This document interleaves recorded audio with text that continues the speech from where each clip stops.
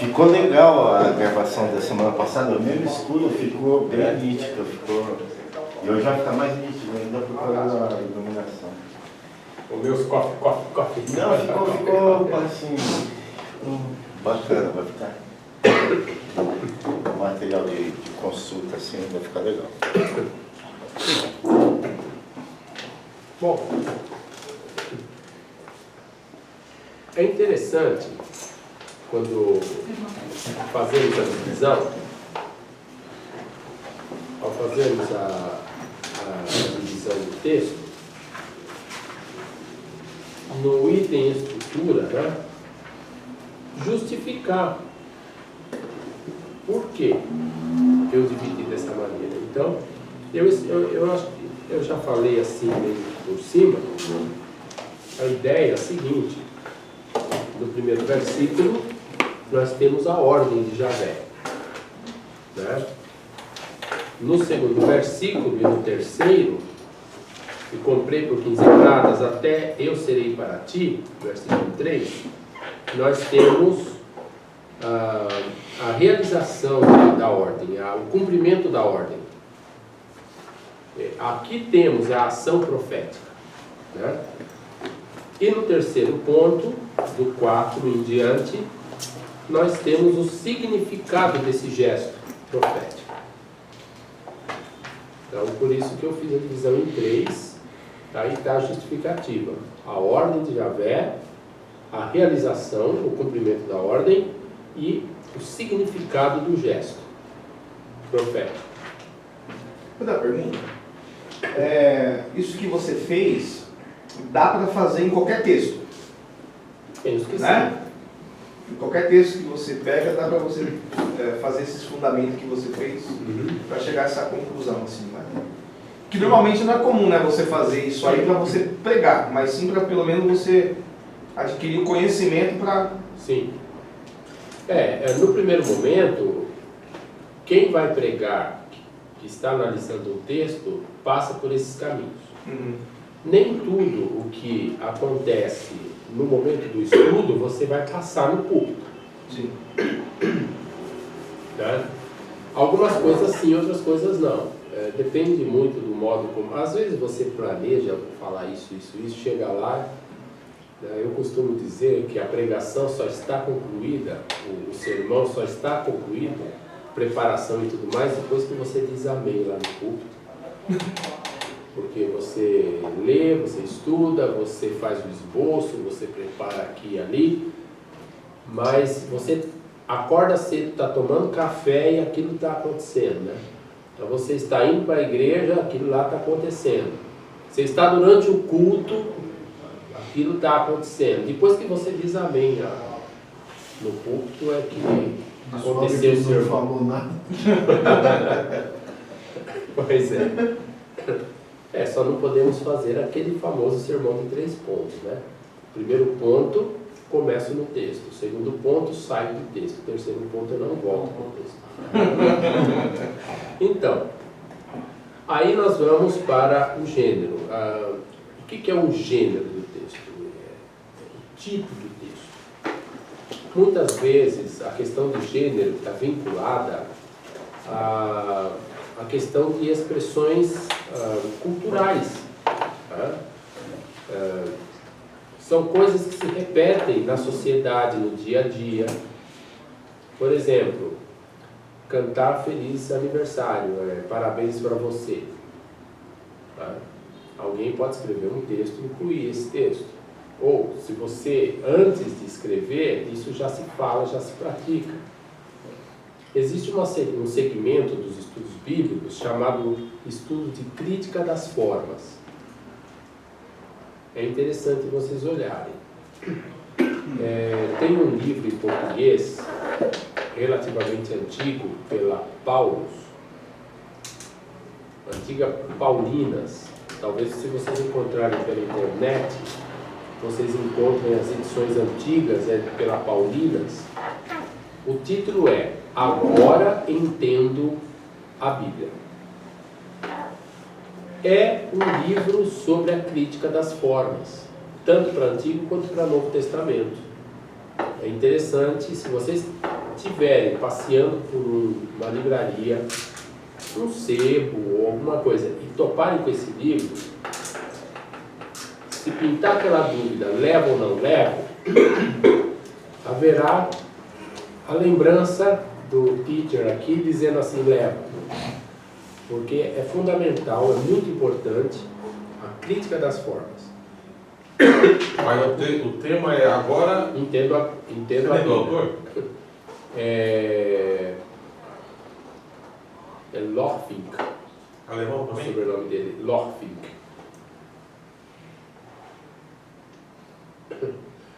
Bom, nesse texto aqui nós temos um gesto profético.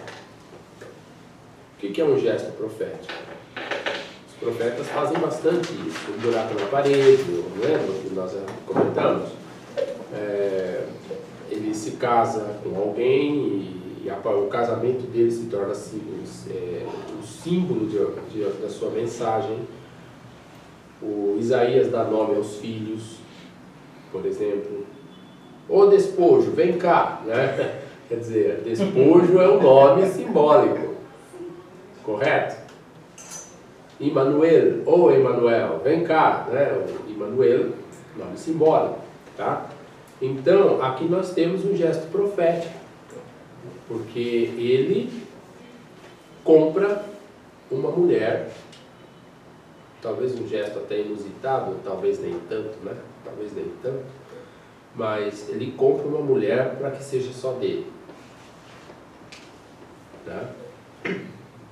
Um gesto profético, e ele vai explicar isso no versículo 4, depois nós veremos, certo? É um gênero. O gesto profético é um gênero.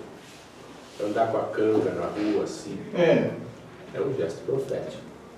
Ou seja, o gesto já diz tudo. É interessante isso. Aqui ele explica o gesto. Nossa vida não é feita só de palavras. Palavras e gestos. Na igreja nem tudo se reduz a palavras. Fica muito chato. Um culto que você vai explicar tudo fica muito chato. Há gestos. Né? Ao se levantar o pão eucarístico, cortar o pão, quebrar o pão, não precisa ficar explicando passo a passo. Temos as palavras da instituição e o gesto. O evangelho ali está no gesto. Correto? Então os profetas usam gesto. Aqui ele vai explicar. Tá. Observações?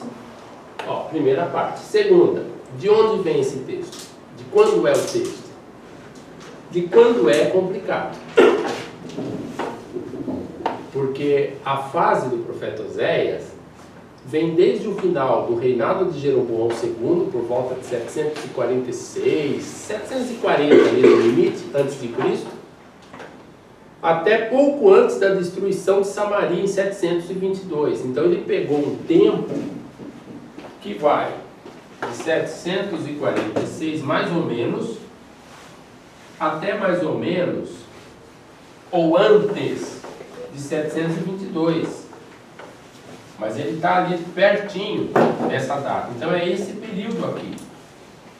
Só que esse período de tempo abarcou um momento de prosperidade de Israel, com Jeroboão II, um momento de turbulências no trono, usurpação, assassinatos, e a invasão dos assírios e a derrocada do Reino do Norte. Então há momentos dentro dessa linha de tempo. Ele não diz nada ainda de forma tão clara sobre a destruição do Reino do Norte, correto? Mas é difícil determinar em qual momento esse texto vai se encaixar. Não sei.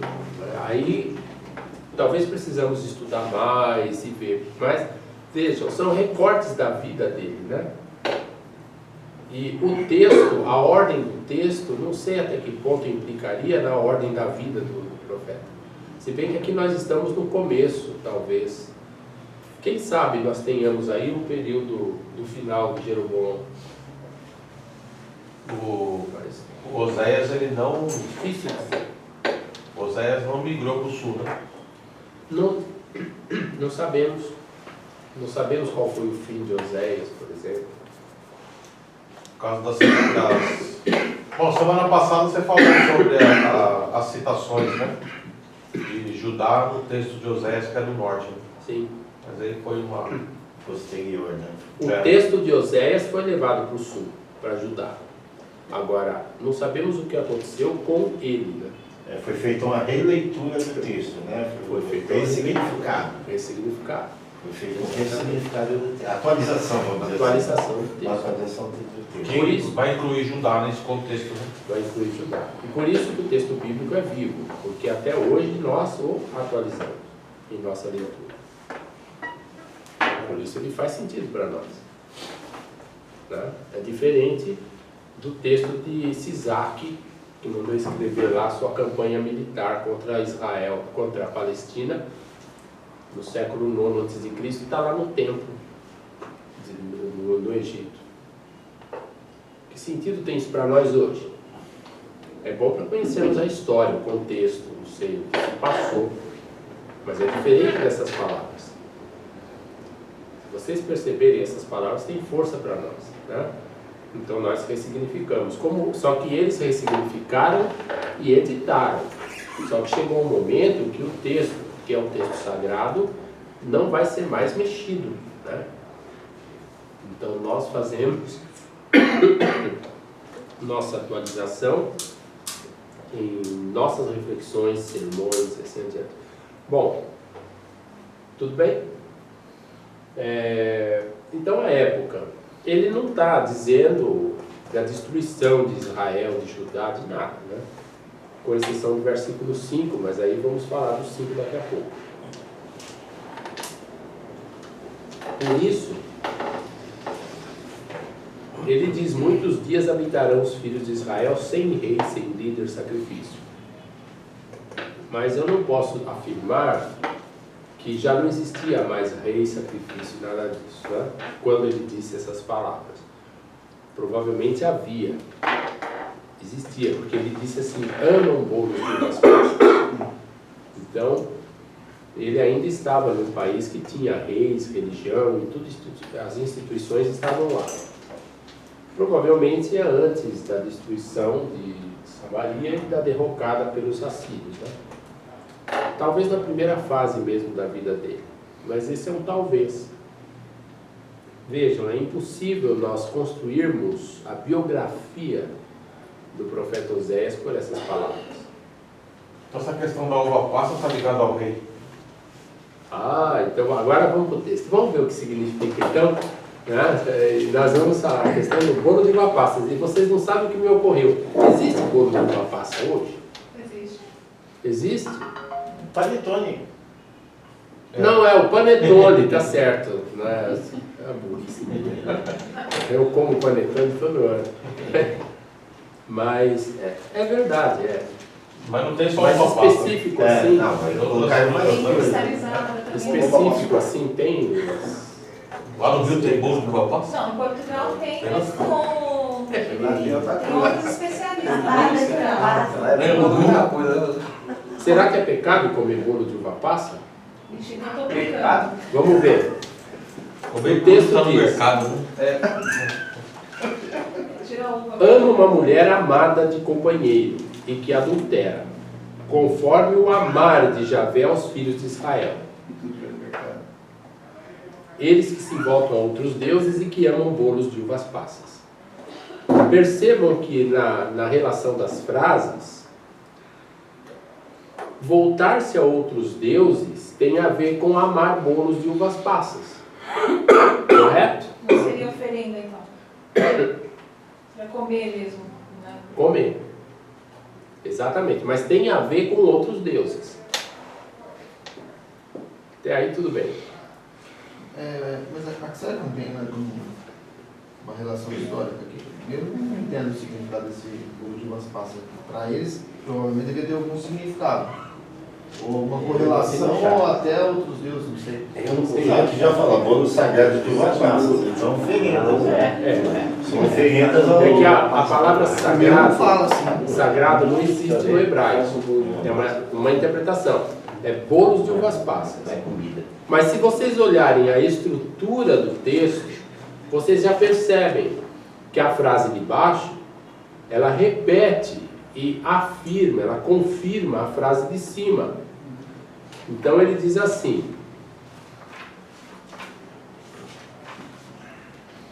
desculpa, tem que voltar. Se voltam a outros deuses, linha de baixo, amam bolos de uvas passas. Então, uvas passas estão vinculadas a outros deuses. É correto? Esse bolo é bolo de comer? Abram em Jeremias, capítulo 7, versículo 18. Jeremias 7, 18.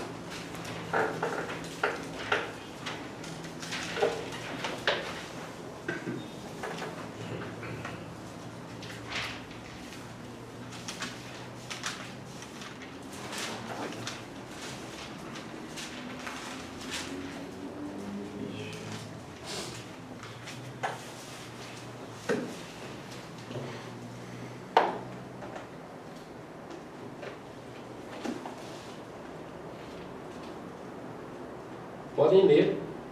Os filhos ajuntam a lenha, os pais acendem o fogo e as mulheres preparam a massa para fazerem tortas à deusa, que é chamada Rainha dos Céus. Depois ainda fazem libações, ofertas de bebidas derramadas e a outras falsas divindades. Tudo isso para me ferir e provocar a minha ira. Jeremias 44, versículo 19. 44, 19. Jeremias, profeta do sul, né? É profeta do sul, mas é posterior e influenciado pelo deuteronomismo. Certo. 44, 19. E as mulheres apoiarão seus maridos, exclamando: quando queimávamos incenso em culto à Rainha do Céu e derramávamos ofertas de bebidas em seu nome, será que era sem o consentimento de nossos maridos que fazíamos bolos na forma de imagem dela e lhe oferecíamos nossas libações? Aí é o mistério. Desenrolou agora. Ou seja, a Rainha dos Céus seria Ishtar, uma deusa mesopotâmica. Mas ela assume, naquele momento histórico de Jeremias, o lugar, digamos assim, de Asherá, que é a deusa de Canaã, a deusa da fertilidade. Então, em cultos... Que era a esposa de Baal, vamos dizer. Companheira de Baal. Asherá? Não, é de El. Na mitologia cananeia, seria a esposa de El. Que é o El da Bíblia, El Deus, Shaddai. né? O de El Shaddai, assim por diante. Então, ela na mitologia cananeia. Tá. Com o tempo, ela se preserva. Ao lado, talvez, de Yahvé, não sei, mas ela se preserva. E a gente percebe que eles fazem cultos a ela, né? Havia cultos domésticos, as mulheres faziam isso nas casas, como está em Jeremias 44. Mas parece que há uma certa institucionalização estatal disso aqui, como nós veremos. Então, bolo de uva passa é porque em determinados momentos, talvez da colheita de uvas, assim adiante, eles preparavam bolinhos na forma da deusa, tá? E era um ritual vinculado à fertilidade, certo? Professor, talvez, numa contextualização, hoje nós teríamos uma associação aí a esses doces linkados ao pó de Damião. Eu acho que é a mesma correlação. A comida sempre está vinculada à religião. Por exemplo, o pão eucarístico, né? Também. Então, a comida, pão, enfim, a comida está sempre vinculada à religião. Por isso que Atos capítulo 15, os apóstolos dão uma ordem para a igreja. não comer carne sacrificada, né? Comida sacrificada a ídolos. Né? Qual a ordem que ele não se e se abstenham de imoralidade sexual. Porque também tinha a cultura da prostituição cultural e a comida que eram oferecidas aos deuses, né? Exato, e isso já teve assim, já deu problemas muito sérios na igreja antiga, porque tinha um viés mais judaizante que negava que se devia comer carne por causa dessa carne sacrificada, e tinha o viés mais paulino que dizia não tem problema, vai ao mercado, compra e come, dá graças a Deus e ponto final. Se foi sacrificado ou não interessa para você, né? Só evita escandalizar alguém, mas então, aí será que não tem uma recomendação? Por exemplo, se você sabe que tem uma festa, vou repetir o exemplo de Cosme e Damião. Você sabe que tem uma festa dedicada a Cosme e Damião, está servindo um monte de doce. Uma coisa é eu ir lá comer aquele doce. Uma outra coisa é eu ir no mercado comprar o mesmo doce e comer. Aquilo ali eu sei que tem aquela finalidade. Cultural, né? É cultural, exatamente. Tá oferecido, né? Você vai à Bahia, passa na barraquinha da Baiana. O acarajé sempre é oferenda. E você come um acarajé. Vai na fé, meu irmão. Eu oro. Vai na fé. Mas eu como acarajé. Até porque você come pão na padaria, compra pão da padaria. Compro na padaria, como em casa e como na padaria. Aí você vê 99% das padarias é português. Eles consagram a Maria. Não, então, mas aí... É consagrando a Maria. Tá tudo em família. Tá lá uma imagem. Então, mas olha só o cenário ali. Tô falando Vamos voltar para Oséias, mas... Pois não. Só uma pergunta. É por isso que Daniel não vou participar. prefere não se contaminar com as iguarias do rei Daniel. Porque se alguém, eu como crente, lá sim, mas lá existe alguém. Mas aquilo em si não vai digamos assim, uma razão vai escandalizar para o alguém. texto Alguém contar vai ser aquela crente, história. rapaz. Esse troço aqui é dogmático, né? Porque, olha, por exemplo, se eu vou na padaria, Porque na época... tá tendo divergência aqui, né? É porque na época em que o livro de Daniel foi escrito, havia uma campanha do rei Antíoco IV querendo obrigar os judeus, helenizar os judeus. Então ele mesmo profanou o templo e tal. Então um dos pontos fortes dessa perseguição foi obrigar as pessoas a comerem carne proibida, carne de porco e assim adiante. Então essa história ela serve para reforçar a sua atitude de fé diante da ameaça do rei. Daniel não se contaminou, não se contamine também. É um contexto histórico específico, certo? Vejam ainda 2 Samuel 6.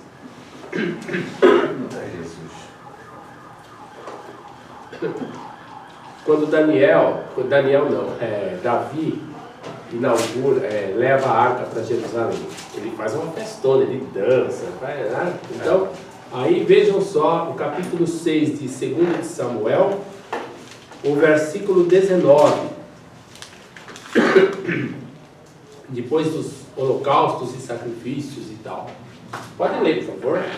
Em seguida distribuiu a todo o povo e a multidão toda que se reunia em Israel, homens e mulheres, a cada pessoa um pedaço de pão, naco de carne, pouco de vinho e um bolo de uva passas. Aí, ó, o mistério. Em seguida despediu-se do povo e cada um foi para a sua casa. Interessante, né? O bolo da deusa estava na festa da arca. Bom, deixa pra lá. Isso daí é para pensar, eles são de casa. Daniel 6. 6, 2 Samuel. 19. Ah, Samuel. Tá bom? Bom, vamos voltar lá para o nosso texto de Oséias, que é menos complicado, né? Vamos acabar o mundo agora. Então, mas o bolo de uvas passas aqui é uma referência a outros deuses. Tá certo? Vejam, conforme o amar de Javé, quer dizer, o sinal profético que Oséias realiza no versículo 2 e 3,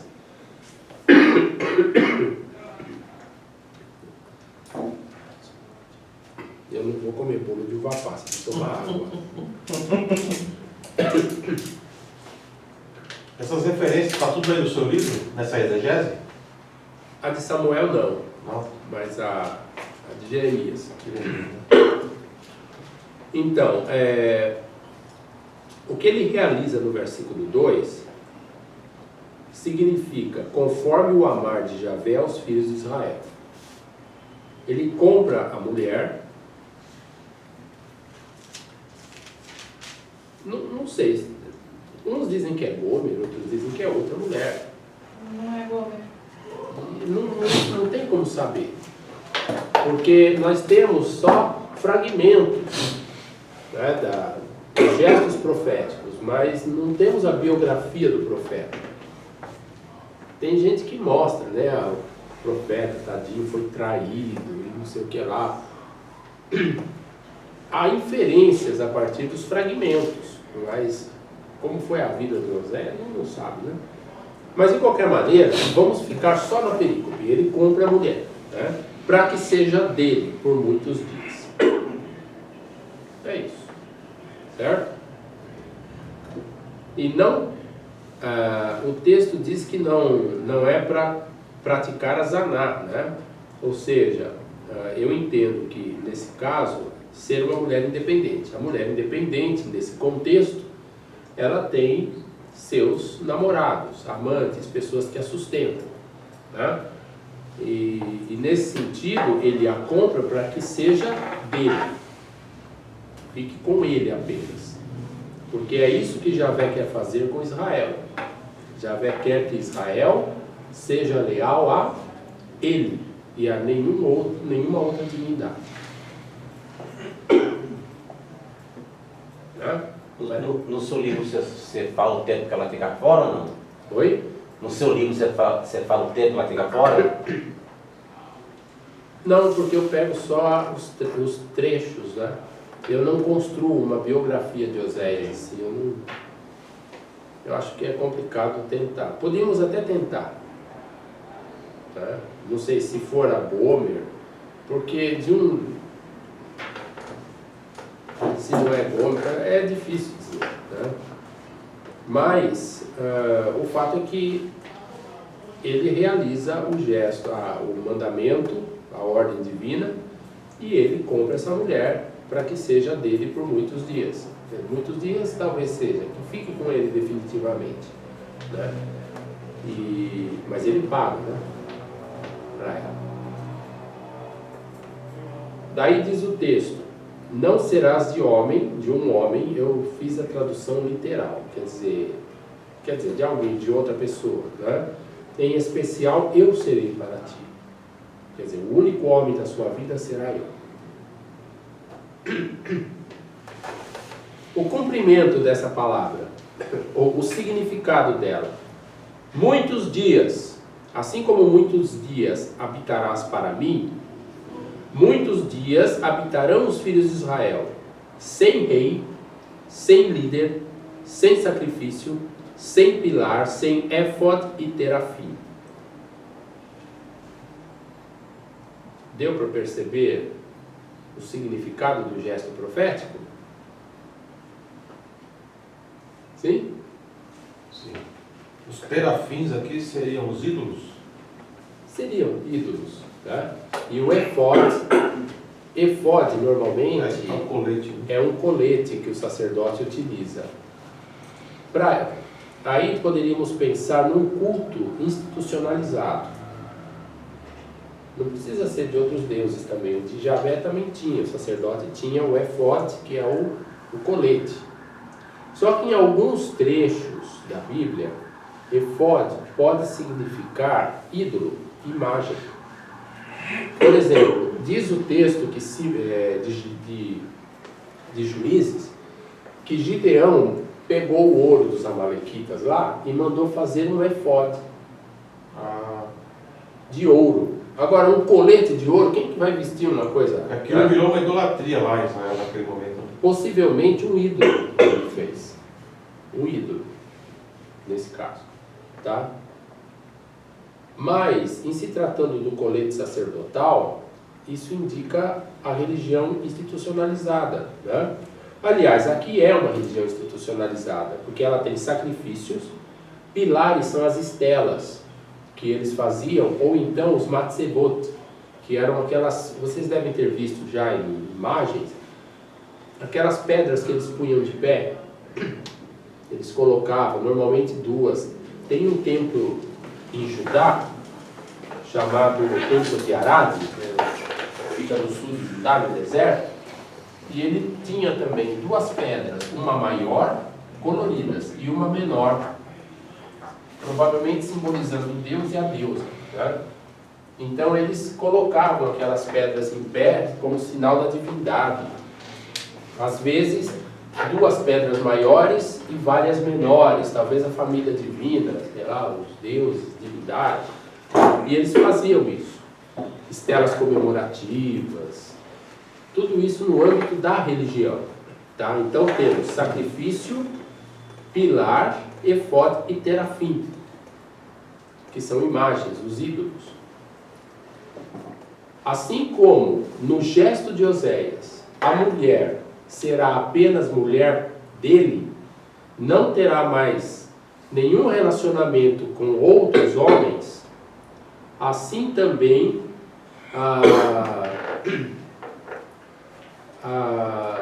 o Israel não terá mais nenhuma relação com sacrifícios, pilares, coletes sacerdotais, ou seja, sacerdócio e coisas do tipo. Que barato, né? Essas coisas não tem mais. E Jesus vem com essa mesma proposta, né? Jesus ele segue a tradição dos profetas. Ele vem com essa mesma proposta. Ó, para com essa... O meu professor, ele dizia que quando Jesus, no templo, ele vira a mesa dos cambistas e tudo mais, na verdade a atitude de Jesus é contra o sacrifício. Porque o sacrifício é o pivô de toda a exploração religiosa lá, naquele contexto. Também nesse. Vejam que o profeta não está falando da religião da dona de casa. Está falando da religião institucionalizada, com sacrifícios, sacerdotes e todo o aparato religioso. Os terafim, né? As imagens e tal. Isso estamos falando de templos, santuários. E não é apenas santuários. Santuários que estão vinculados a quem? A rei e líder. Vejam só no texto. Eles habitarão sem rei, sem líder, sem sacrifício, sem pilar, sem efode e terafim. Os elementos religiosos citados estão vinculados com elementos políticos citados.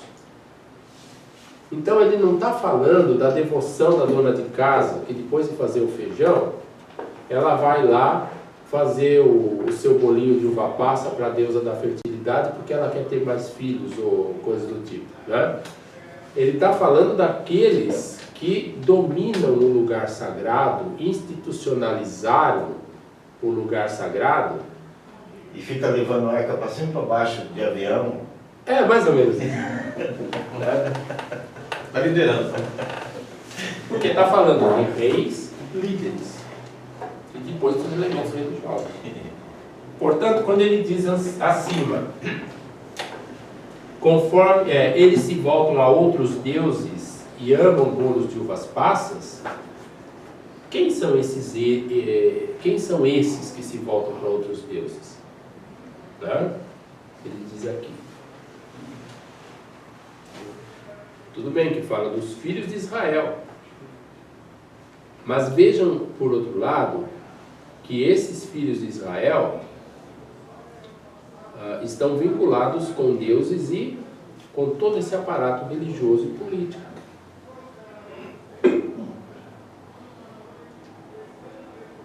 É olhar o texto, vendo a relação das frases, ou dos versos aí. A gente vinha no carro discutindo, conversando algumas coisas agora, e a gente citou João Batista. Porque João Batista era sacerdote e foi profetizar fora do templo. E contra tudo o que estava acontecendo, ele faz um... Ele fala, ó, esquece isso daí que isso aí está viciado, né? Vocês estão numa estrutura viciada. A proposta é outra coisa. E Oséias, a mensagem mais antiga do que João Batista, né? É muito mais antiga, ela, desde... Sim. Através dos tempos ela vem sendo ressignificada, né? Sim. Mas naquela época, pelo menos na época de Oséias, o santuário é um lugar instituído e vinculado ao poder e pelo qual o poder central vai cooptar os produtores para levarem a saca de feijão lá para o santuário. E o boi, e a ovelha, né? Então você leva seu boizinho lá para o santuário. Por isso que reis, líderes, sacrifício, pilar, está tudo fora do esquema. Assim como essa mulher será mulher para Oséias, também Israel será Israel para Javé. Mas para ser para Javé tem que tirar rei, líder, sacrifício, sacerdotes, tirar tudo. Uma limpeza, né? Amém. Complicado, né? Mas Mas não dá muito certo. Tirar. O esquema é pôr a arca no avião e viajar para lá, para lá, para cá. certo? Bom, essa é a leitura que eu estou fazendo, né? Agora vocês podem fazer outra leitura, não sei. Não é corrobora. O problema é que eu não vejo aqui uma questão só de religião. É social. É uma questão sociopolítica. Tirar a rainha mãe. Né? É uma questão. Esse bolo de uvas passas está contaminado pelo sistema.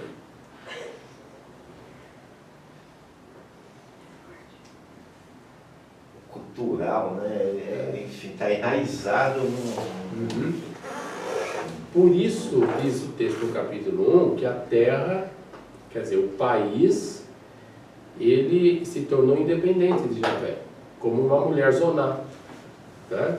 Quer dizer, vai atrás dos seus namorados, amantes e assim adiante, e toca sua própria vida à parte de Javé. Se tornou independente dele. Também aqui, né? Para que Israel se torne novamente, exclusivamente de Javé, precisa abrir mão do rei. Muitos dias habitarão os filhos de Israel, sem rei, sem líder, sem sacrifício, sem pilar. Ou seja, desculpem, eu tentarei atualizar a coisa aqui, mas não é que eu não quero ser mal compreendido.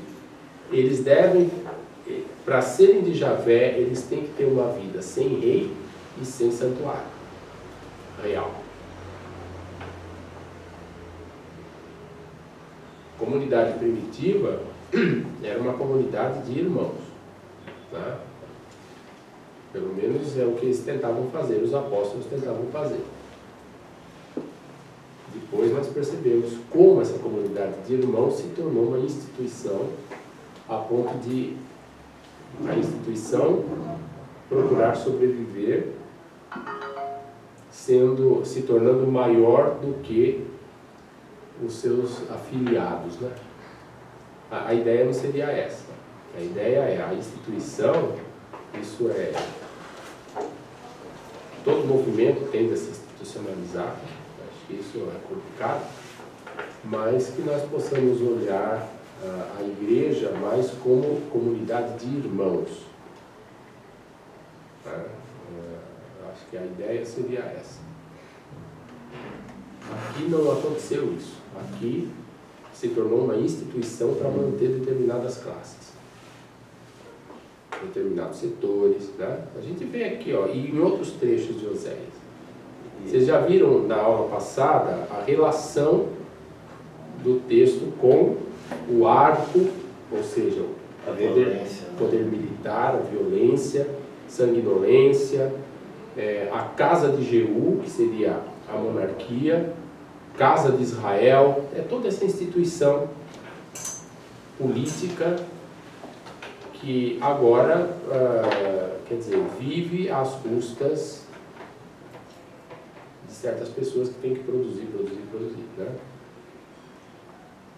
E agora estamos vendo a relação de líder e rei com sacrifício, com éfod, ou seja, vestes sacerdotais, ídolos e todo o aparato religioso. Sério, quando nós adiantamos um pouco a história aí nessa cronologia e falamos da Idade Média cristã, o esquema é o mesmo. O esquema, Exato. O esquema é o mesmo. A igreja se institucionalizou, né? Dessa maneira, se tornando lugar de privilegiados também. Então vai ter um começo de mudança na pós-renascimento e depois com a Revolução Francesa. Vamos pensar assim em pontos históricos. Né? Sim. Porque as igrejas protestantes também vão se institucionalizar, se tornarem igrejas estatais. Né? Sim.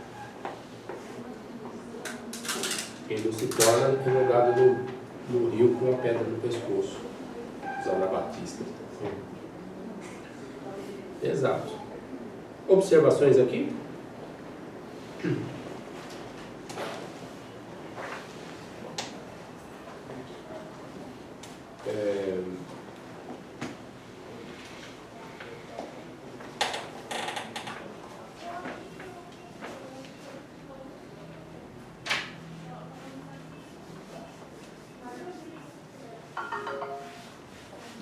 Tá. Agora, o versículo 5, depois retornarão os filhos de Israel e buscarão a Javé, o Deus deles, o seu Deus. E a Davi, o rei, e virão tremendo a Javé e a bondade dele no fim dos dias. Eu, pessoalmente, eu penso que seja um acréscimo isso aqui, uma inclusão. A eleitura foi feita pelo... Na época tinha descendente de Davi no reino aí? No reino do sul, não no reino do norte. No reino de Oséias, não era. Era no reino do sul, que era Jotão, Uzias, né? Acás, Ezequias. Esses são os reis do período. São davídicos. Vai entrar naquele contexto que você falou quando o texto vai para o sul. Aí Eu penso que eles escriba estão atualizando o texto. Talvez até no período exílico isso aqui. Né? Observações? Mas aí nós mudamos o tempo do texto? A interpretação? Então, pois provavelmente o texto que vem de Oséias mesmo termina no 4. O 5 já é uma interpretação posterior, já aplicando para o sul e já colocando tudo sobre Davi. Esse Davi ideal, né? Sério? Que não é o Davi de carne e osso, hein? O Davi de carne e osso é o rei Acás, o rei Ezequias, né? Que é o descendente de Davi. Esses aí, se você pegar os textos de Isaías, vocês vão ver o que ele está dizendo de Acás, dessa turma aí. Tudo sangue. Tudo sangue ruim. Mas no reino do norte mas aí ele fala de um Davi ideal, né? O Davi ideal é outra coisa. Agora, Não é o Davi de Jerusalém, é o Davi do campo, é o Davi de Belém, é o Davi pastor, é o Davi do povo, é o Davi da imaginação popular. Aí é outra história. Agora o Davi militar que está lá oprimindo o povo, não é não, que é o Acás, né? O rei Acás. assim,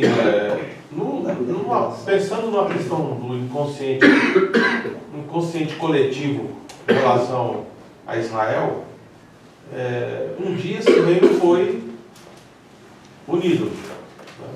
Era um reino só. Então, assim, essa possibilidade do profeta estar pensando naquele reino que um dia fora um reino só, tem essa possibilidade? Ou o texto aqui é realmente por causa dessa ida para o sul? Tá. Não que não haja essa possibilidade, há essa possibilidade. E eu acho que grande parte, se não a maioria dos intérpretes, vai fazer essa leitura. Tá? Eu penso que existem marcas no texto de Oséias que são judaítas. E falar de Davi, nesse caso, seria uma marca bem judaíta. É como acontece no capítulo... Deixa eu voltar lá para Oséias. Eu estou em Jeremias. Oséias está aqui. No capítulo 2 de Oséias, no versículo... É que a divisão de capítulos e versículos é diferente, eu acho. Mas eu vou ler e vocês vão identificar aí. Quando diz assim: os filhos de Judá e os filhos de Israel se reunirão, constituirão para si um único chefe e se levantarão da terra. Está em qual aí, seu? Capítulo 2, versículo 2. Eles se reunirão e se constituirão para si um único chefe, uma única cabeça.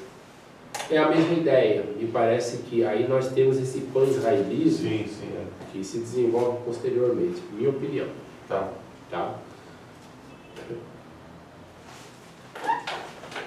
Então, depois retornarão os filhos de Israel e buscarão a Javé, já me dá a ideia da volta do exílio, tá? Sobre Davi, essa figura messiânica. É importante, o texto é importante, o texto é sagrado, mas não precisa ter saído de Oséias para ser sagrado. Tem que ter saído da inspiração do Espírito Santo, seja para Oséias ou para o editor do texto. Né? Então, certo? Então é nesse sentido que me parece já um adendo posterior. Não é menos importante, como eu falei, mas para entendermos Oséias, talvez não tenha tanta importância. O Oséias, aquele personagem histórico do século VIII no Reino do Norte. Né?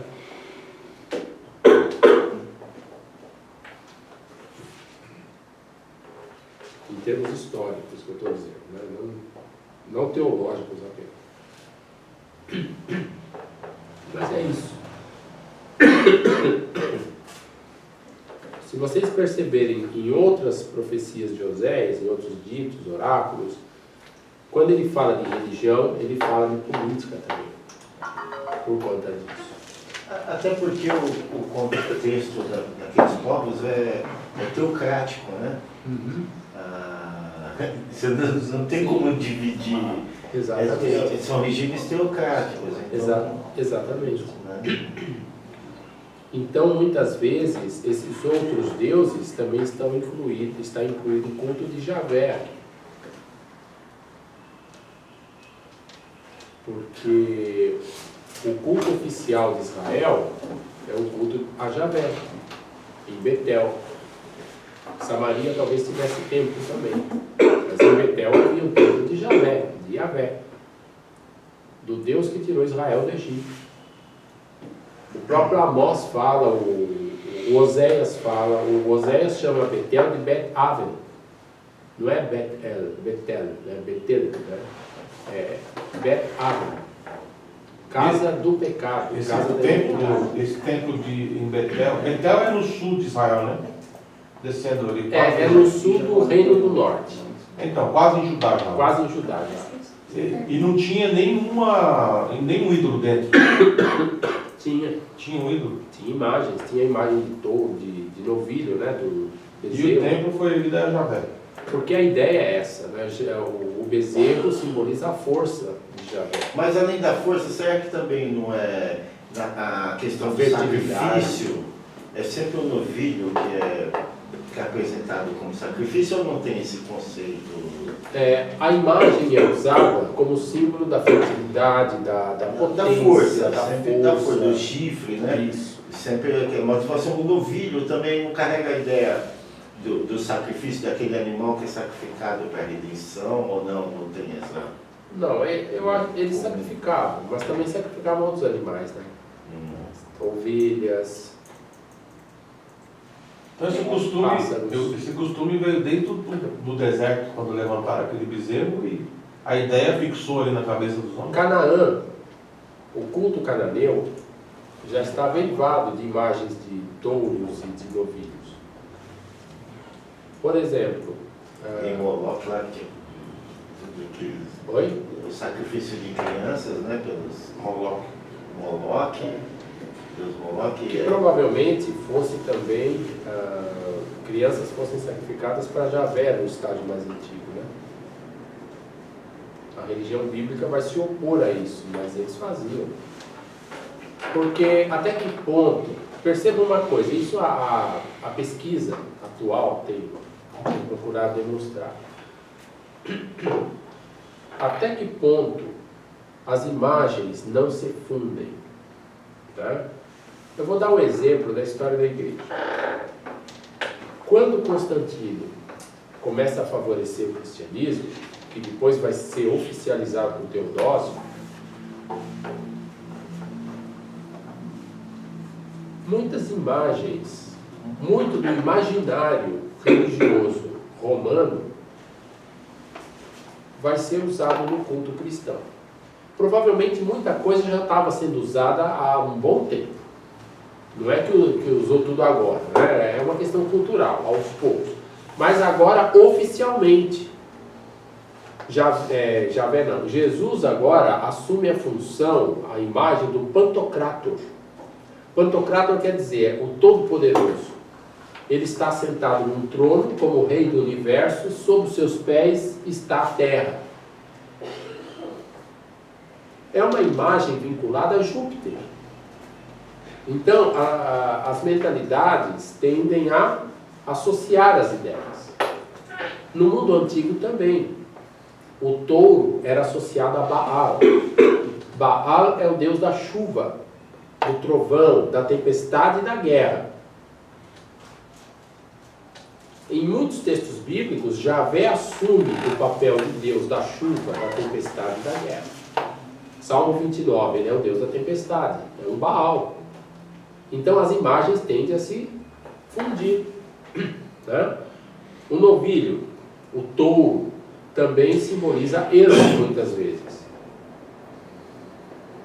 O deus Elo, né? Que é chamado de o touro Ilo, na tradição cananeia, ugarítica, digamos assim. Então, as imagens se fundem.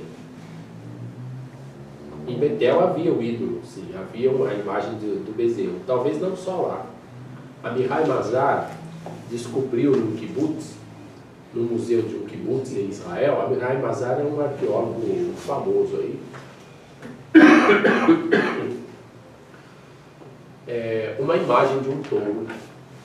Depois ele conseguiu, pesquisando, procurando, perguntando, ele conseguiu a história dessa imagem. Onde ela foi descoberta, ele escavou um lugar e descobriu um lugar alto, um bamá, né? Ou seja, um santuário, que ele datou do período de Israel, do tempo dos juízes. Então os israelitas antigos já tinham essas associações, porque fazia parte do mundo religioso do Antigo Oriente Médio, né? De Canaã especificamente. Então, de lá eles tiram as ideias, de lá eles fazem a associação. Só que agora o nosso touro não é mais o Baal X, mas dos ugaríticos. O nosso Baal agora é Javé. Tem um texto legal no capítulo 2 de Oséias, em que ele diz assim: você não vai me chamar mais de meu Baal. Até hoje, no hebraico moderno, se você quer dizer a palavra marido, você diz Baal. Baal é marido. Então há uma confusão. Porque Baal é o senhor, é o dono. Por isso, o marido na tradição patriarcalista. Né? As feministas devem odiar isso. E aramaico? Hebraico. Você não vai me chamar mais meu senhor, marido nesse sentido. Baal. Por quê? Porque provavelmente no culto israelita havia a confluência dessas ideias. É um sincretismo, né? Sincretismo, exatamente. Um sincretismo. Aí diz, você vai me chamar meu Ish. Você vai me chamar meu homem, e não meu Baal. Porque associações. Então, até que ponto o Baal é Baal, estrangeiro? Eu vou estar melhor quarta-feira, viu? Vou fazer uma corrente assim. Universal. Vamos carregar a arca, só para baixo. Melhor. Tem que melhorar. Comer um bolinho de uva passa, alguma coisa assim, passa. Então, mas é por isso, porque até que ponto o Baal, quando é citado Baal, é um Baal estrangeiro ou é uma referência ao próprio Yahvé, que seria chamado assim também na mentalidade sincretista do momento. Né? O problema não era tanto esse. O problema é quando essa religiosidade está atrelada a rei e líder. Como nós veremos em outros textos também. Quando é institucionalizado, né? Quando se torna ferramenta de poder, ferramenta de opressão e de dominação. Na tradição israelita, quem é Javé? Na tradição bíblica, na teologia do Antigo Testamento, quem é Javé? Quem é Yahvé? Como definimos o Yahvé aí, na tradição bíblica? O Deus que tirou Israel do Egito. Portanto, é o Deus que libertou escravos. É o Deus da liberdade. Não é um opressor, né? Agora, quem é o Javé do santuário de Betel? É aquele para quem você tem que levar a tua saca de feijão, porque senão a polícia vai até a tua porta.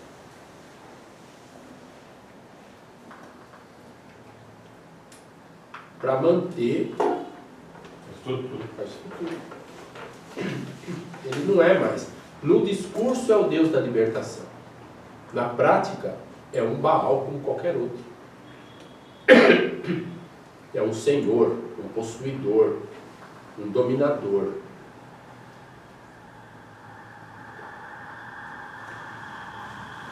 E ele não vai mandar chuva para a tua plantação, para a tua roça, se você não trouxer um boizinho. Deu o dízimo. Não, não falei de dízimo. Estou pensando. Por isso, Célio, Vocês estão pensando muito em arca. que muitas vezes nós vamos ler a Bíblia, pensamos que Deus ele acaba mudando, né? Mais ou menos assim, você lê em Juízes, você nossa, mas Deus aqui é bonzinho, aqui Deus já é ruim. Então acaba você observando isso, não é que ele muda, é que as pessoas que estão ali, o povo, Interpretação. Cultura é outra. isso, O tempo é outro. o tempo é outro, isso aí. E muitas vezes o profeta não está dizendo o que Deus quer fazer. Por exemplo, Deus ele é vingativo, ele é sanguinário, né? E ele quer pisar, ele sente prazer. Não. Na verdade, mesmo quando, eu costumo dizer isso, mesmo quando uma mensagem profética não tem nenhuma promessa, só tem ameaça e palavras de desgraça, na verdade, a própria atitude do profeta de dizer essas palavras é porque Deus é bom. É porque Deus quer que essas pessoas se conscientizem e mudem. É o livro de Jonas. Jonas é enviado para Nínive para quê? Para falar que Deus vai perdoar a cidade? Não, para falar que Deus vai destruir a cidade. E aí daí o povo se arrepende e Deus resolve não destruir, porque o povo se arrependeu. Então parece que o objetivo de Deus não é destruir. O objetivo de Deus é que eles prestem atenção às palavras e mudem. Despertar um sentimento. Né? Quem quer destruir é Jonas. Jonas senta no barranco, né? Verdade. Fica sentadão no barranco, feliz da vida, Eu pau vai sempre comer, pega né? fogo. está confortável porque está à sombra da boboreira dele, Faz um Deus bonzinho. mas de repente a boboreira morre. Ele fica furioso. Aí ele fica furioso e começa a dizer que quer morrer por causa disso. Né? E como termina o texto de Jonas? Por causa da boboreira que nasceu num dia e morreu no outro, você está se lamentando desse jeito, e eu não me sentiria tocado, né? Não teria misericórdia de tantas mil pessoas que não sabem discernir entre a mão esquerda e a direita, quer dizer, crianças, né? Crianças. E tantos animais, até do cachorrinho lá da família, do gato, sei lá. Eu não teria misericórdia? Então, quer dizer, a mensagem é, eu vou acabar com tudo, Deus vai destruir tudo. Vocês não valem nada, Deus vai destruir tudo. E já que ele vai destruir tudo, então eu vou entrar com o tetor de estrela aqui e já vou fazer a obra que ele ia fazer mesmo. Aproveita, Estão na mesma linha que Deus. Né? aproveita a ordem, né? A A profecia e já realiza a profecia. Exato. Né? Mas vejam que o objetivo parece ser outro, não é destruir. É acolher em misericórdia. Tá? Então, muitas vezes a palavra do profeta, Oséias tem muita palavra assim, aparentemente negativa. Né? Mas a atitude do profeta em dizer essas palavras tem como objetivo a conversão. Então, Deus no Antigo Testamento, não vejo como um Deus vingativo, ele está dizendo as consequências. Se você toma esse caminho, a política que você faz vai ser essa, a consequência qual vai ser? Jeremias lá, vocês querem escolher Babilônia ou Egito? É melhor ficar com Babilônia. Pelo menos vocês ficam inteiros, né? Agora, se optarem pelo Egito, vão perder essa guerra. Ninguém ouviu. Agora é Deus que é o culpado? Claro que vão dizer, o deuteronomista vai dizer, Deus enviou, Deus... Claro, há uma explicação um tanto divina para as coisas. Mas no fundo, né, do assunto, são as consequências. A lei da semeadura. Se o próprio Oséias diz, semearam ventos, colherão tempestades. Esse ditado vem de Oséias. Quem semeia vento, colhe tempestade. Ó. Palavra de sabedoria de Oséias. Talvez ele existisse já no tempo dele o ditado e ele pegou, né? Fala. Tá certo? Então é isso. Eu acho que quando vamos ao texto é interessante ver esses elementos, porque nós temos certos óculos com que lemos os textos. Então, em Oséias nós já vamos com os óculos da idolatria. Porque eles eram idólatras, porque eles eram idólatras. Mas que sentido tem essa palavra na vida de Oséias? Tá? O problema aqui são os cultos manipulados, né? São os cultos vinculados ao Estado, à instituição, ao rei, ao líder, esse tipo de coisa. E depois outros textos, talvez em outros textos isso fique mais claro, né? Mas estamos caminhando ou não? Tá. Alguma observação?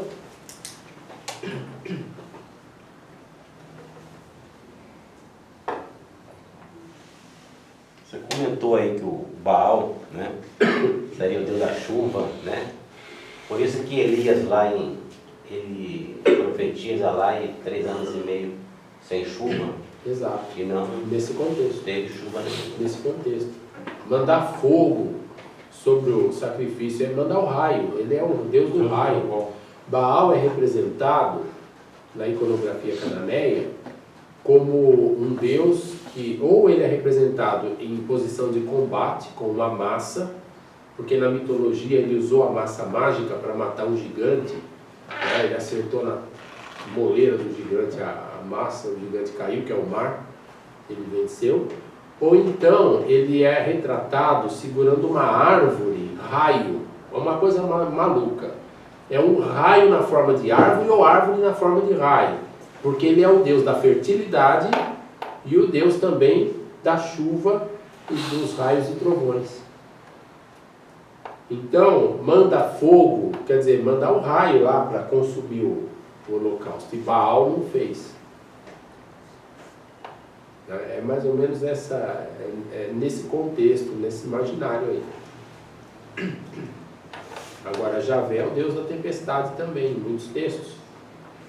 Ele vem trazendo tempestade, água, chuva, raio. Esse aí manda mesmo. Esse manda. Esse tem conversa. Salmo 29, Salmo 18.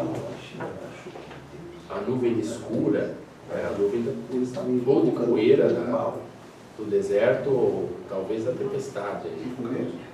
Que fala de nuvens, essas coisas. Sério, vou fazer uma pergunta em cima do que o Rafael falou.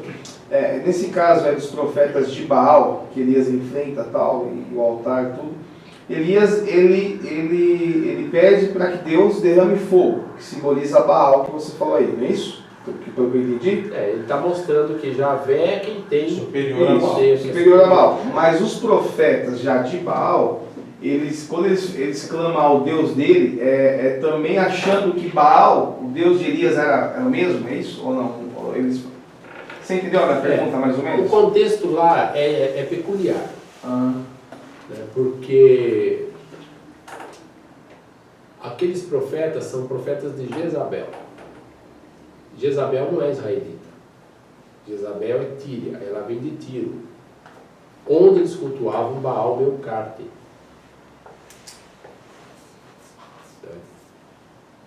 Então eles pertencem ao culto de Baal. E Elias, ele defende o culto de Javé. Javé dos profetas.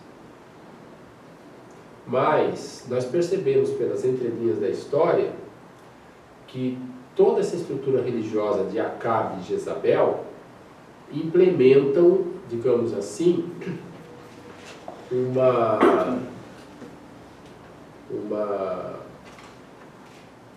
uma realidade pautada na violação das leis de Israel, representadas aí por Javé. Veja Nabote. Acabe é israelita. Quando Nabote diz que não vende a vinha, ele faz igual o menino mimado, ele fica turrando no canto lá, com o bico. Quem é que tem a iniciativa de matar Nabote e a família dele? É Jezabel, que é estrangeira. Para Jezabel, se o rei quer, o rei tem. O Acabe, como israelita, ele ainda conhece as tradições, as regras do Israel tribal, do Israel dos clãs. Então ele não tem tanto essa iniciativa, é Jezabel que tem. Ele fica contente depois, é óbvio, e vai anexar a vinha. Então, quando se fala de Baal nesse caso, e de Jezabel, e dos profetas que comem a mesa de Jezabel, nós estamos pensando num Baal aí que representa uma estrutura, digamos assim, ou a violência, digamos, de instituições estrangeiras, né, em Israel, e que estão violando os direitos constituídos, que são consuetudinários, né, das tribos e dos clãs israelitas. Aí nós vamos perceber que depois, quando esse Baal é extinto ali, extinto entre aspas, Jeú acaba com ele, o culto de Javé tende a perpetuar um sistema semelhante. Porque com Jeroboão II, o culto de Betel, que é o culto de Javé, também é o centro, né, digamos assim, da estrutura religiosa, é o culto do Estado, mas eles continuam também tirando as terras, a capa do pobre, fazendo tudo. Quer dizer, não sei se trocaram 6 por meia dúzia, né? Mas... Então, temos que perceber também os determinados momentos.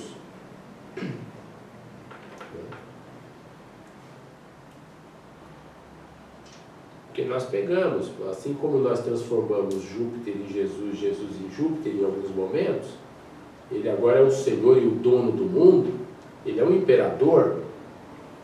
O que significa isso? Significa que a estrutura política existente nesta terra se legitima pela estrutura existente em nosso imaginário. E vice-versa. Na Idade Média não era assim? Como que era o céu? Hierárquico, como era aqui na Terra. Então, a hierarquia celestial justifica a hierarquia terrena.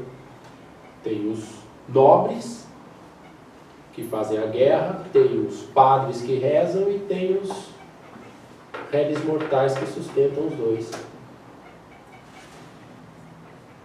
Tá? Eu não sei se eu fui claro. Foi. Então é complicado. Vejam que no fundo temos aí o jogo de poder. Mas não dá para escapar do jogo de poder.